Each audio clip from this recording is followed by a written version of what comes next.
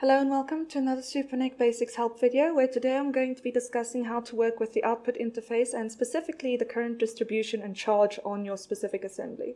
So let us begin. The first thing you're going to want to do is you're going to want to go up to the Simulate tab, go down to View Output, and go on to Currents and Charges. So you can plot them by pressing Plot. And there we go at the bottom, you'll see there's a frequency slider where you can actually move between the frequencies you've set. We've done the frequency setting in an earlier video. And you can see the current distribution change on your assembly as you change the frequencies, going up to your max frequency of 300 megahertz.